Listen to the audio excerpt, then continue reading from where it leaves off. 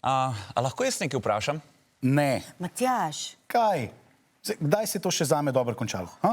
Vedno sem ali neki jezen, ali užaljen, ali me nečesa obtožujete. Naj gre pogooglati, če ga kaj zanima. sej ne bo nič tazga vprašal. Ti kar vpraši, Petrček. Ok. Kdo se pri nas odloča? Mami. Ja, to mi je jasno, da pri nas doma mami vsem odloča, ker kdo se bo pa drug. Ampak mislil sem tako, v državi. Ja ne vem, ena šefica države, ne? A ja, seveda, seveda. Sej to bi bilo še najboljš, da bi imeli sam eno šefico države, ker bi vse poštimala. Ne, ker pol bi imeli diktaturo. Mi imamo demokracijo. Kaj to pomeni? To pomeni, da ljudstvo, se pravi mi vsi, izvolimo več ljudi in pa se oni odločajo o stvarih.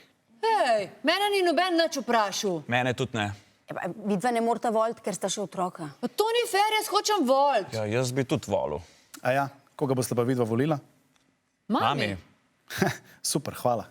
Ja, pa si lahko njen pomočnik, lahko ji torbico nosiš, ki ima vedno čist pretežko.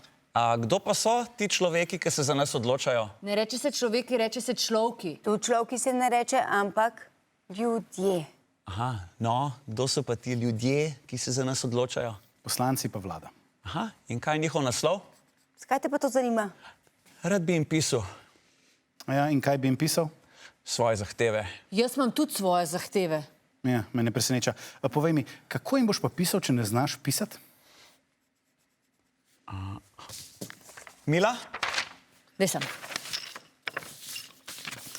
Dragi poslanci in valda. Vlada. Vlada. Torej, kakšne so vajne zahteve?